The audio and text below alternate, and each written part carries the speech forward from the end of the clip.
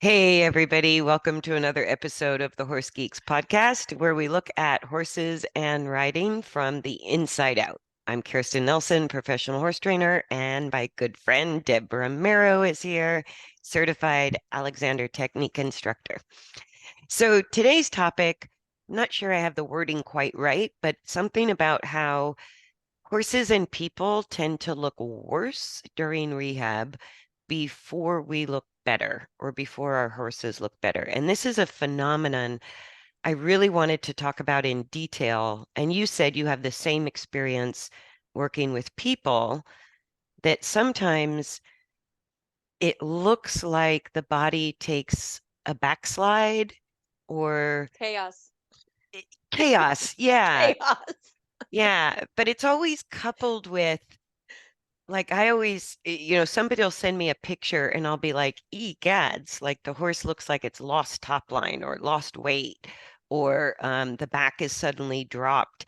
And it's always in conjunction with, but the movement is better. Like the steering is easier, the speed adjustments, my horse isn't rushing so much, or my horse is finally going forward and not stopping all the time, Mhm. or I'm more accurately riding my circles or turns or something like that, or my horse is calmer and happier, but really looks like crap. And I Yeah. it's something that all of a sudden it's like people think, what have I done wrong? Yeah, people go to that right or wrong instead of Very it just being in the moment of the struggle. well, I get it though, because I even had the same thought cross my mind, especially when I've taken horses that are super tight, like their Mhm. movement is restricted. Like they either have almost zero forward, it's like lethargic forward, but the body looks great, or they just don't turn or bend, or it's like they're so stiff Right. that they're hard to ride. The aids are heavy and they look fantastic. And then once we alter the balance and the movement improves, it looks like somebody took the air out of the horse. It's like they just deflate. And I And go, that's that like you're saying that what they were before is it might look good, but it's just this bundle of tenseness. It's like a rooster, buffing himself up and then you deflate it and you're like, "What is that?" I was thinking bodybuilder. And I see it in people where, like you said, the horse that's tense or the person that's tense, it's like this cycle that they have to go through of going from really tense to the total opposite, it completely falling apart, and then building back on the level of tone So that's would you needed. say whether, I mean, you know more about anatomy in depth than I do. Would you say that muscles that are chronically holding excessive contraction, that are just sort of chronically tight, would they make a person or a horse sort of look like they have more muscle than they actually do? Yeah, you can. I mean, it's just like I said, that puffing up, kind of like you said, bodybuilder, or the tenseness of holding the body up instead of just allowing the body and to exist with gravity. I've heard people say, to some of my clients, they'll look at them and say, "Oh, it looks like you lost weight," or Yeah, that that, what yes, is that, that?" yes, And they haven't. They're just organized differently. yes. And I think in the horses, we panic because it's like, where did the Mm, top line go? Why is the hindquarter so angular all of a sudden? Right? mhm, But typically it's like the only improvement I'll see will be in the neck, interestingly, mhm, but the back can suddenly look like it lost all of its top line muscle, and the mhm. hindquarter can suddenly look more angular, but the coordination of the movement, There you go. The skeletal use is more fluid, the More sort of organized. Yeah. right, or the performance problems are resolved, or the behavioral issues are resolved. And those two things, it almost seems like a paradox that, okay, I have this list of all these things that are better, but my horse looks like he just lost a bunch of weight, Yeah. right? Or lost a bunch of muscle. And so Hmm. because we're so visual with our horses, I think it freaks everybody right out. And go, including me. I've looked at horses going, well, yikes, like what's Yeah. going on here? And I But you're think you, right. I see it with people doing Alexander technique. You hmm look like you lost weight in one hmm session. yeah. I think you hit it on the head when we talk about we have become so visual. And I think we talked about it somewhere about the lost sixth sense, that kinesthesia, we really have to focus on what is going on kinesthetically with the horse as opposed to looking at changes. Yes. And that's sort of what I tell people that I work with as we're going through this process is as long as the movement is better and the feel of the ride is better, that this is just an adaptation really of muscle use. Right. The muscle use is changing drastically, releasing excessive contraction, maybe not having um, as much tension, but suddenly also not having the right amount of tone. Exactly. It's just it seems we go from our whatever organizational skill we have, then we have to go to no organizational skills to build good organization on top of it. And I To me find it's that like learning a musical instrument. It's at the beginning, it's ugly, awkward. awkward, it's just messy. I tell people it's just going to be messy for a while. And there's no right or wrong. It's just whatever horses or humans path they have to go through to find the better organization. No, and I do find it's very, very typical, no matter what aspect of development we're talking about, that like if the horse was, say, severely anxious and hard to catch, that horse can suddenly bounce into easy to catch, but now getting aggressive. Like it's almost like Right. in the process of balance, that the body, the mind, whatever, has to sort of experience both sides. So Mm. it's normal to have the opposite problem before you have Oh, balance. yeah. I And actually I found that, tell people that with horses because like my big mare, airs above the ground, she went from hauling butt and not stopping to not going, yeah, you know, just, and I think as humans, we want it to always be right. I think deep down, what we really want to see is steady progress. Oh, good And point. and I think as soon as it looks like it's a setback, we all have a Mhm. meltdown. But including me, I've had those meltdowns, and that's how I've learned through experience that this counterbalance is sort of a normal part of the process. So horses that looked really well muscled but weren't moving well are going to go through a period of looking really under muscled when they first move better. Yeah. And so I've come to expect it, but it's always a little bit of people looking at me, are you sure you know what you're doing? Like my horse looks terrible. And I Mhm. go, but your horse is moving better. Yeah. And so if we're patient through the counterbalances, we usually come out the other side with Right.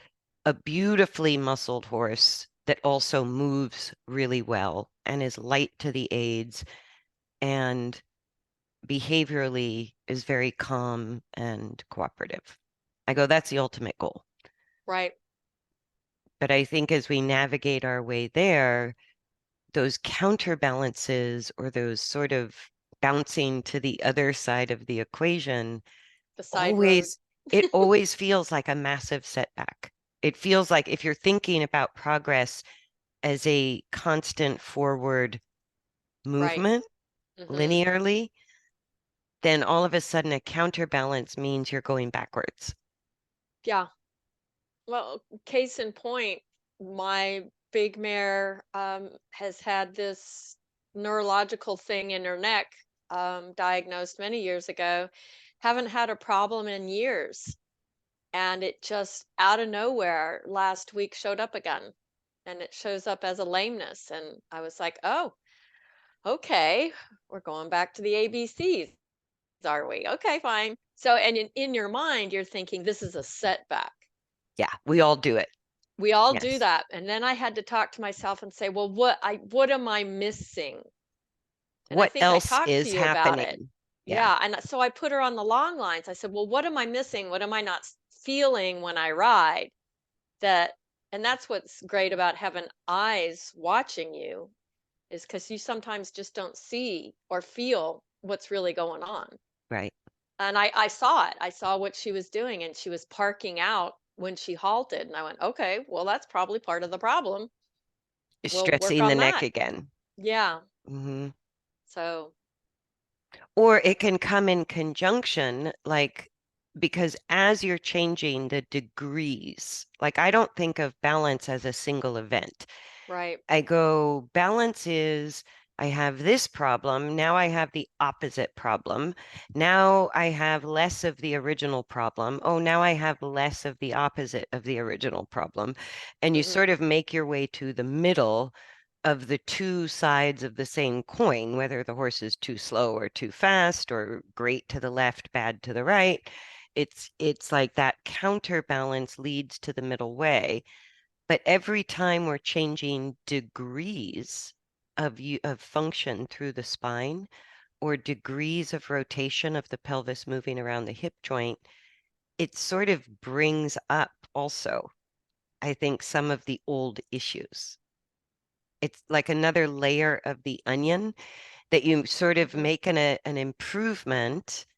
And that's what I saw with your mare was she's more engaged than she's ever been before, Hmm. but that's not easy for her. No. And so she goes, "Ooh, I need to go put my back down and tighten my neck again." Yeah. Go to what's familiar. Yeah, because with every degree of improvement, and I say degrees because I mean literally movement in the joints by degrees throughout the entire body, whether we're talking spine or hindquarter engagement or even the neck use. But every improvement is also going to come with a little window of instability. Yeah. And so not only do you have this weird sense of progress by having opposite problems, but with every improvement, sometimes you're peeling off another layer of the onion, going, okay, is this easy for you? Is this difficult for you? Is there, are you feeling stable? Are you feeling unstable? And there's a level of trust there too. You know, That's where the trust is tested, I think, yeah. is in those moments of what's actually progress makes things feel shaky. Yeah, and then I see this look in people's eyes, even in an Alexander. It's the I don't know look. It's And like, it's a disturbing feeling. so it can be. It can bring up a lot of stuff, just like in horses. It can bring up anything: fear, anxiety, crying, exhilaration. You can tap into any of that. Right. No, because when you start changing the function of motion, the coordination of motion to improve towards an optimal function, you're kind of monkeying with everything. Mhm. It's you're monkeying around with the whole system. Yes. So, because the body's a closed system, so you change one thing and it Mhm. has a domino effect Mhm. throughout the entire body. And I know you've told me, like going through Alexander Technique School to become an instructor is a 3-year process and very intense. Yeah, And and they don't consider us master teachers until we've been teaching for 20 years. yeah, So, but I watched you go through a similar process as like rehabbing a horse of those sort of ups and downs. And really watching you go through this process of duality. And how long did, as a person, like your whole first year, I think, was just that.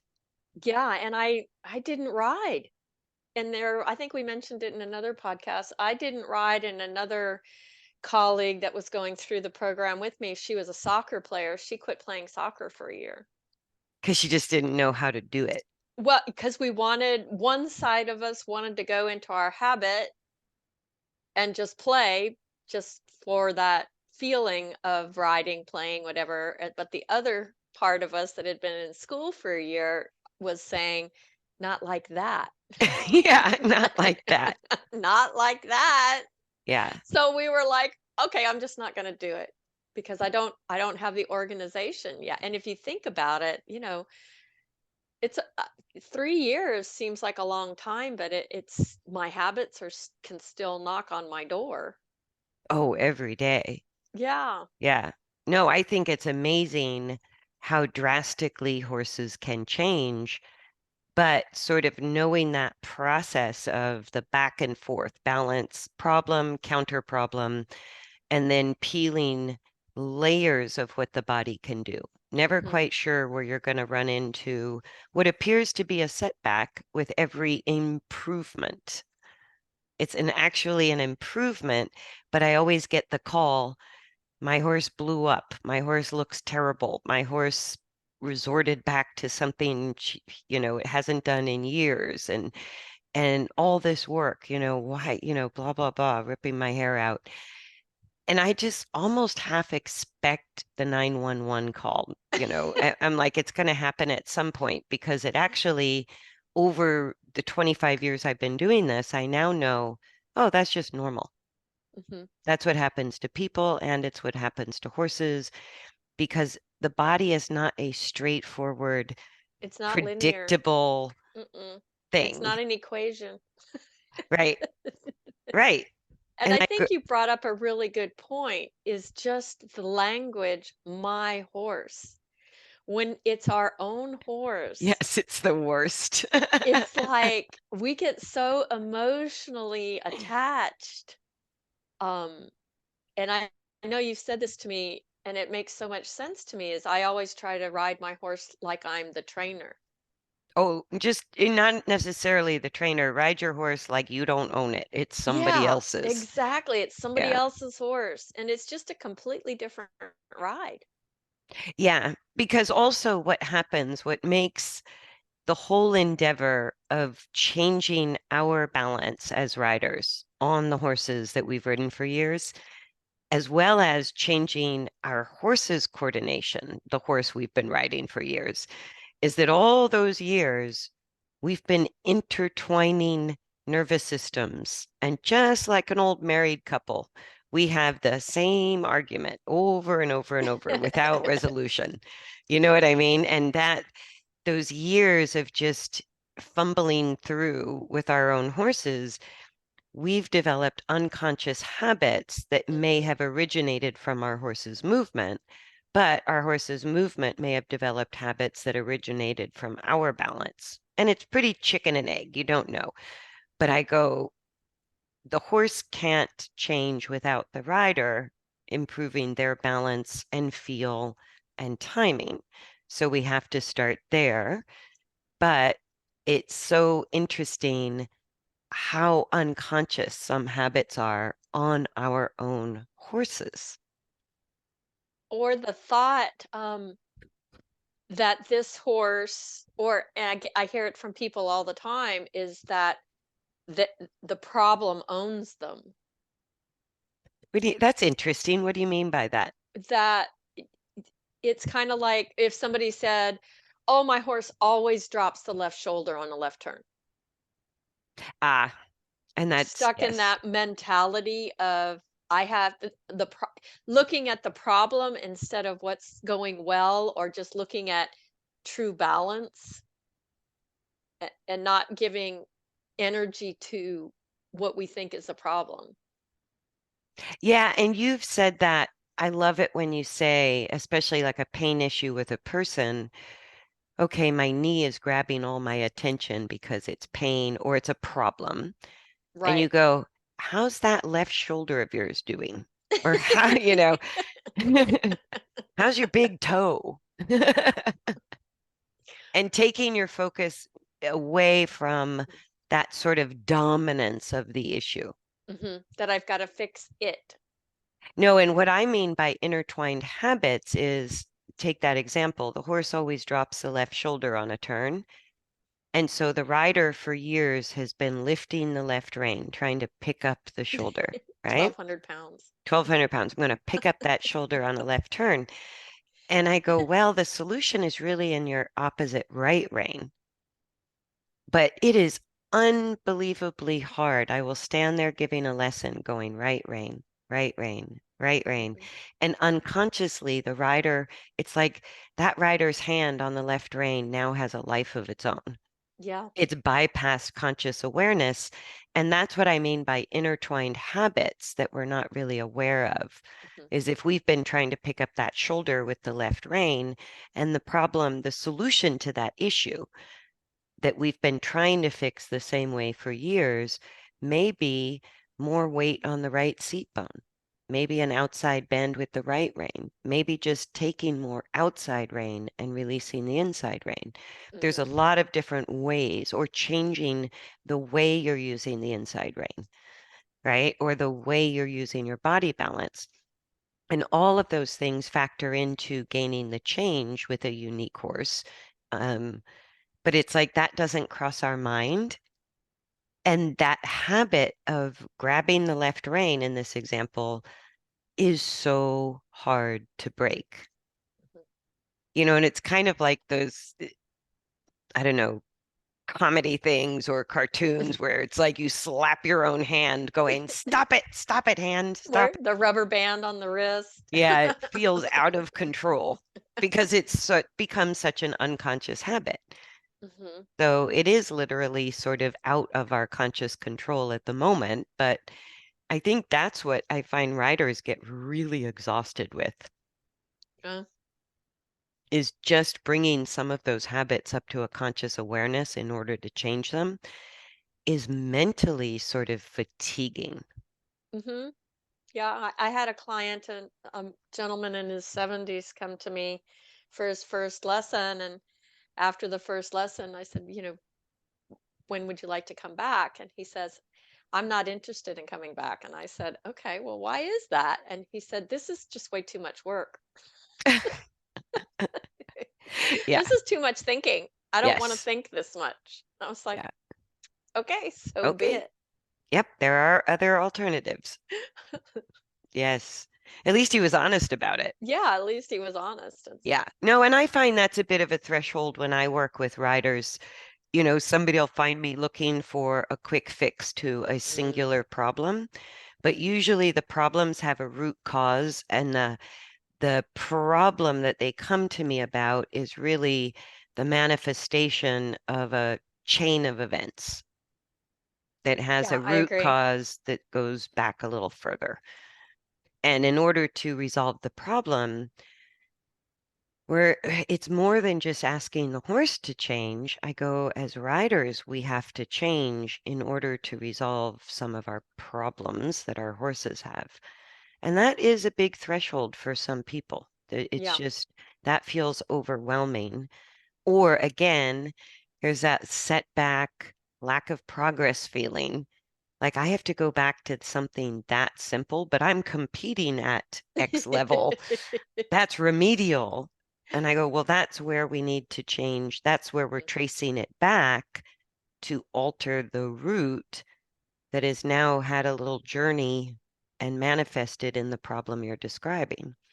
Yeah, and it's kind of like my big mare, quote unquote, lameness. It's not the legs, it's Right. the spine. It's how the spine is used. The legs are just manifesting what's going on in the back. And in particular, the neck. Yeah. Yeah, So organizing the head, neck, back, and pelvis in a horse, just like people, to me is the most important thing, because then the legs and arms will do whatever they need to do. exactly. Yeah. No, and not only that, it's like if you weren't willing to move at her pace or analyze it in a Good different point. way, you would just have a lame horse. Where most often, I think the unwillingness to make changes in ourselves or changes in our training program, it's like, no, maybe I'll just get a different bit, or maybe I'll go with a bitless bridle, or maybe I'll just try to figure out how to cue her without rein contact, but not really factoring in the whole picture. Or maybe I need a different saddle, or maybe I need a new farrier, or maybe you could put a lift on this foot or stick a bell boot on it and that'll fix the Mm, problem. You know what I mean? Like there's all of these sort of quick fixes that people are looking for. Or I'll get the question, like if I take that example of the shoulder dropping to the inside over and over, well, what's the correct aid? And I go, it depends. it depends. My best mentors, their answers are always, it depends. It does because the body is not going to follow. All you can do in a book is sort of write generalities or tendencies, right? But I think people want to lock on to this sort of approach of push this button, get that result. The equation, Yeah, A plus B equals C or whatever, but it doesn't. no, it's much more quantum than that. It's like A plus B could equal the entire alphabet. Yeah. Yeah, Yeah. And because we're stuck in that linear thinking where you you it's can't think linearly with two moving objects, because it's right, not linear at all. right. No, and even with these sort of counterbalances that we're describing, I think, like you even described that in your Alexander work, you would go from feeling all this amazing energy into sort of crashing and burning, Have to right? go in the corner and suck my thumb and rub my blankie. Yeah. Right. Or you would go from like, I feel great to I'm sore everywhere. Like Yeah. it was that same process I watched as in Alexander technique is like what I'm doing with the horses, finding Right. balance. And so I really watched that and I go, oh, people and horses are not that different. But over time, sort of week by week or month by month, the body definitely moved into the ideal. Hmm. So I don't like the reason I'm saying that is because the horse looking worse should not be an excuse for bad training. Let's go over that. Talk about that some more. Because I think what pushed my panic buttons and what pushes everybody's panic buttons when you're in the moment of having what appears to be a setback on the path of progress, Hmm. I always find if we're still making progress, then you get an equal part some tangible improvement, but also a setback at the same time. It Okay. equalizes somehow. Like, for example, it looks like somebody let the air out of my horse and my horse looks like it lost weight but is moving better. I go, okay, those things make sense to me on the path to progress. But if somebody said to me, my horse looks poor, like lost muscle, lost weight, and has not improved the movement or even escalated it behavioral issues, Mm. then I go, we're on the wrong training path entirely. Okay. Does that make sense? Hmm.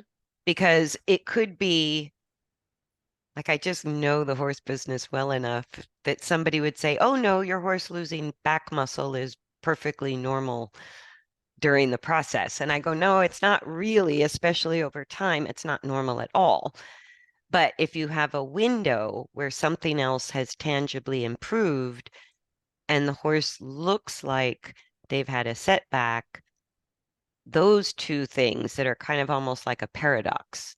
Mm-hmm. That to me is the sign of the body actually going through its phases of development. That is normal. But if my horse is like, let's say the chiropractor's coming and my horse needs the same adjustments or more over several months, then my training program is not helping my horse, Mm-hmm. right? Or if my horse keeps losing muscle, and I put this new saddle on that's a wonder saddle, and the back keeps Let looking me know worse what and that worse is. and worse. There's one on every corner. Um, then I go, if the movement is not improving and the body physically looks worse, then I need to adjust my entire thought of how I'm training. I need to look at that, Yeah, right? I think I like living in the question. That makes any sense. Asking, well, what am I missing? What am I missing What am is I a good missing? question. Right, right. And I think a slow deterioration, what I find is if I'm on the wrong training track, then the behavior sort of gets worse over time because the horse will get louder and louder trying to let me know there's a problem, right? Or my horse will lose more and more forward over time, or my horse will bolt more often over time, or the steering will get harder over time, or the maneuvers will get harder over time.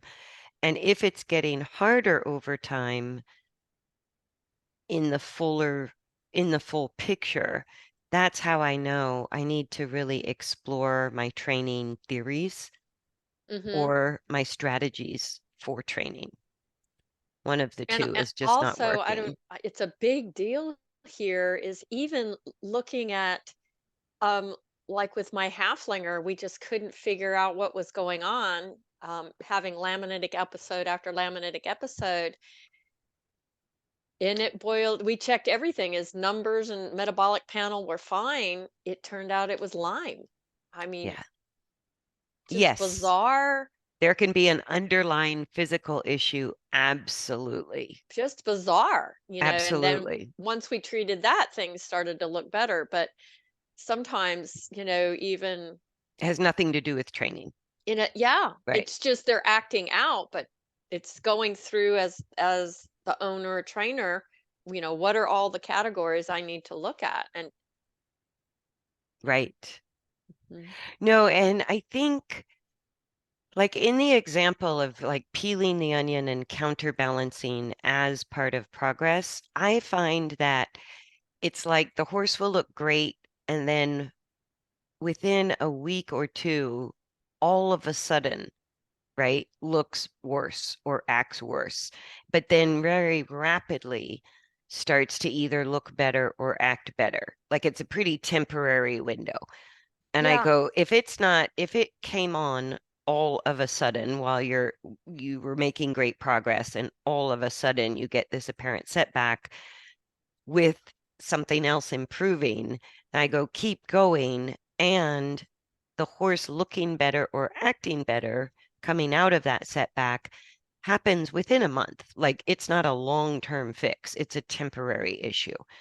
And so if it's not resolving within a month, maybe two, and starting to look like we're going the right direction again or feel like we're going the right direction again, then I go, okay, could be a training issue, could be the wrong strategy, could be something underlying physically, like Lyme's disease. Or I have one client who recently discovered, and I think we're going to do a lesson video on this, but her off the track thoroughbred with good training has been really behaviorally getting worse and not coming out of it within a month or two, like just sort of a slow deterioration in behavior. And changing her diet made a drastic change in her behavior, which now the vet, the nutritionist, the owner, and I are all going, wow, maybe there was the PSSM Mm. It's Oh yeah. polysaccharide storage myopathy where they can't metabolize either sugars or calcium through the muscle tissue. And it can make them Yeah. feel like they're tying up all the time. Yeah, we figured that out in my big mare just by changing her diet within 3 weeks. She was a totally different horse. Yeah. Yeah, And so she was looking one that it's like, why isn't the training sticking? yeah, Right. why are we still getting this explosiveness? And I think that's important to say because just because you do have, like, I think I spent 20 years making sure I was working with the appropriate theories, Mhm. that I understood the mechanics, that I understood the physics, that I understood behavior and psychology. So I go, okay, I'm comfortable with working within the right theory. But when it comes to the individual, it is a hot mess. It's like, okay, at least we're on the right theory. Like I'm not thinking the belly muscles lift the back anymore, or that my horse should bend the midline on a circle. I go, those are poor theories because they don't work with actual mechanics, right? Right. But then you still have a whole sort of feeling of balance, counterbalance. Oh, here's a new problem as we progress. Or now we're stuck, even with good theory. Why are we stuck? Mhm. And 100% of the time, I find that there's an underlying health issue that nobody knew about, like Yeah. Lyme's, like neck arthritis, like PSSM, and these tick-borne diseases. I just did a podcast with Stephanie Carter, Mhm. and she said that's one of the first things she checks for with metabolic issues, Yeah. IR horses or Cushing's, and it's no Just because their longer. immune system is suppressed, this Ex- other biological invader can come in. And she happens to be here and I work with her and I love her to death. I was talking to her about finer things. Finer things walked into the paddock, stood there and just started kicking. Both hind legs? Yeah. What? And I told that to Stephanie and she goes, "Lyme, Lyme." Oh, really? Yep, and she tested positive. Yep. No, So and the all eat of these little things to it's great to have a group of people that you can ask these questions to, like, gosh, my horse is, just bizarre activity. no, So, my sister, the equine vet, was the first one. I had a horse in training that for years had failed 6 different trainers, came to me. The progress was super slow. He was very aggressive, really attacking people on the ground. And I made a little bit of headway with him, but it was like tediously slow. And mhm. I talked to my sister, the vet, and she goes, well, change his diet. He was a breeding stock paint. And she said, is he a paint? She goes, sort of known as like cranky paint syndrome. And she goes, could be PSSM and just sort of change the diet and see what happens. You don't have to necessarily do a biopsy. 3 days, that horse had a personality change. 3 days. Wow. 3 days of a new diet, and he had a mass, and he wasn't the first one. I mean, he was the first one, but he wasn't the last one. But yeah, having a Yeah. great farrier, having a great vet, nutritionist, body worker, somebody who can say to you, this might not be a behavioral issue, and Hmm. it might not even be a training issue regarding the balance. There's something prohibiting it if it's sort of a problem that persists. I want to say 3 to 6 months in my world. If it's persisting, then there might be things to check out. And blood work and tick-borne diseases Hmm. yeah, and it used to be just the east coast of the United States, but there is Lyme's and tick-borne diseases in all 50 of the US Yeah, states, and it's I'm sure everywhere. it's devastating here. Yeah. No, Maryland and Virginia, when I travel up there, I don't think I know of a single horse that hasn't had Lyme's at some Hmm. point. Or EPM is another big one here. EPM's a big one in Florida too. Yeah. Yeah. So, So I but don't want yeah, to digress down the path that we no, are not experts in, but it is part of the questioning you're talking about that you go, okay, I've done this, I've done that, I've done that. I'm still not seeing progress. And I don't like to see people go down the rabbit hole of the really expensive diagnostic work. I know. I go, there are simple diagnostics that are Hmm. affordable that we should start with first. You know, we don't have to go do a full body MRI, nuclear scintigraphy to find out what the problem is until we've eliminated a whole bunch of other things. But it Or is keep something in to the explore. question of, I forget that my horses are getting older. Yeah, sometimes we forget that too. And Us. because one of my clients said, I've got the vet coming out. Do you think I should draw blood? And I said, it's always good when your horse is getting up into their teens and 20s to just do baseline stuff, Yeah, just to get your CBCs or whatever. And I said, it's always a good idea. And the vet said, oh, I wish all my clients with aging horses would at least once a year have some sort of blood panel just just to to stay keep on an top eye of on things. things. Yeah, And we forget about that piece. At least I do. I just think my horses are never going to get old.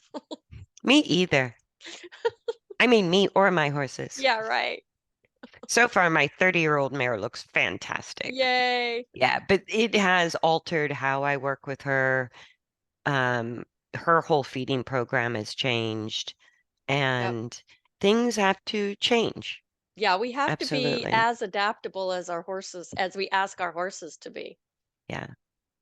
No, and I actually just went through this with my 30-year-old mare because she had colic surgery at 28. She had all of her front incisors pulled at 29. Wow. And so getting her to eat something that was safe, like she can eat hay because it's a molar deal, but because of the colic, if she dehydrates, she could easily impact, or it's tricky to feed her hay. So I've had to experiment with her diet a lot, and she loves her senior. Oh my God, that mare loves her grain, right? She always has.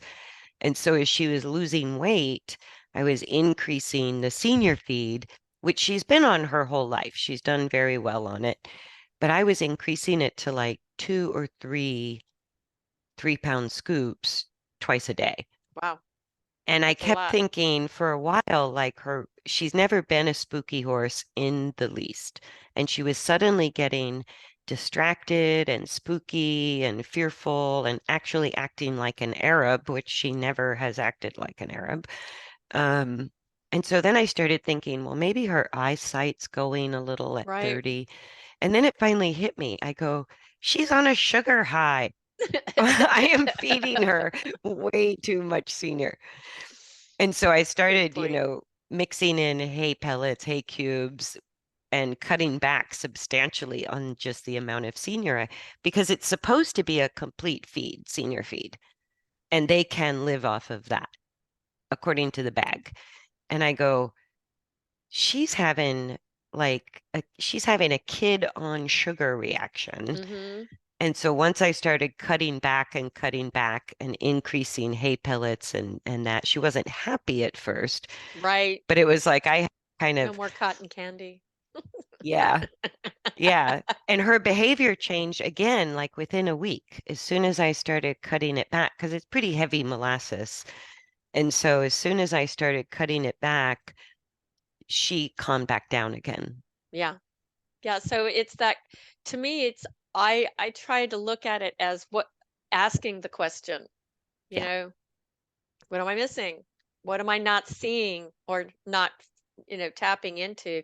Do I need another set of eyes or several set of eyes? Yeah. And there I was with everything I know going, okay, she's doing good work. I'm not pushing her too much, but this spookiness is really persisting. And so I was going to get her eyes checked, but it's like at 30, there may not be anything we can do about it. Yeah, right. Right. And so, I kept thinking, oh, this is like she's really getting stressed out. I don't want her stressed out in her older age. And then it hit me. I'm like, that's a lot of senior. Maybe it's the sugar. Like Yeah, maybe I could adjust that and see how she does. And it was, within a week, she was yeah. back to her old self. And So, and not taking it personally, when it's our own horse, sometimes we take it personal. or what have I done wrong? Oh What the my right God. or wrong theory? Yeah, Yeah, I what don't have I like that. done wrong? That theory's not in my head anymore. Well, So, even if I feel it, which we all do, I can now sort of put it on the shelf and go, what am I going to do about it? mhm. Because when it's your horse, I think your heart hurts first and you have that emotional reaction Yes. first. But I've learned to go, okay, there it is. Don't stay there. What are you going to do about it? Yeah, what's What a do we need to look direction? at? Yeah, what What what path should I choose? what Eh, has recently changed or what Yeah, could I change? yeah. Yeah, Or do I need help? and Do I need to ask? getting her to eat anything after her colic surgery and after her dental surgery, it was like she lost a lot of weight after each surgery. And so I was feeding her whatever she'll eat. Right. And it just became more and more and more senior. And I was like, I think we finally hit our threshold on sugar. Went, Yeah, nope, and that's that it. I think it really goes back. We've said this so many times. It's not necessarily a personality problem. It's just they're expressing whatever type of discomfort they feel. Yes. No, and I've had this mare since she was born. And I'm like, this is really unlike her. Yeah. Something is wrong. And I think that's maybe that's a whole nother podcast. But it takes a while when you get a new horse to, Kind of know what normal is. yeah. Hmm. And you don't know because mine I bred and I've had. You don't know what they've come from, what their traumas are, or what they consider a trauma in their lives. Right. No, Yeah, and even a horse I've had since birth, she's been in big herds. She's been in different places. She's been turned out in herds of 30 or 40. She's been, stalled or not stalled. It's like her life has changed over these 30 years. And she's been in all kind of situations where something could have happened that I knew nothing about, right, right. And so that level of understanding that they're not necessarily trying to hurt us or right. piss us off or Right. Or work against us, right. right, They didn't wake right, up to ruin our day. Like that's it's like that they don't think about coming out and messing with their owner. right, Although I right. gotta say, maybe some do because it's entertaining for them. It's how they have fun. True. But yeah, generally don't try not to go there, that I need to ask a different question and figure out what we need to do to adapt. Or the question is, why is my horse making fun of me? Yeah. What is my what is my horse trying to teach me? Why does he keep doing this? Because he can. Yeah. What opportunity am I imposing? Yep, I Yeah. agree. So I think we can wrap it up there. We went down a little sidetrack, but I think it is important to just recap that this sort of progress, because the body's unpredictable, it's complex. Minds are unpredictable, Mhm. minds are complex. We're dealing with a horse that has thoughts and feelings and a body. And so we have to sort of navigate our way through progress sometimes with two steps forward, one step back, or from one problem to the opposite problem. Or when we feel like we've hit a brick wall, taking the time to ask better questions, maybe Yeah. do a little bit of sleuthing. So rather than just demanding obedience, maybe put on our Sherlock Holmes hat Yeah, I agree. and go, What am I missing? yeah, what's the mystery here? How can I solve this mystery? Yeah, I think Because, in my world, it's the pause. It's stepping back, not being enmeshed, and stepping back and looking at the whole picture. What piece am I not getting? yeah, Yes. All right, you guys, I think we'll wrap it up there. Thank you for joining us for another Horse Geeks podcast, and we look forward to seeing you next time. Thanks, guys. Thanks. Bye. Bye.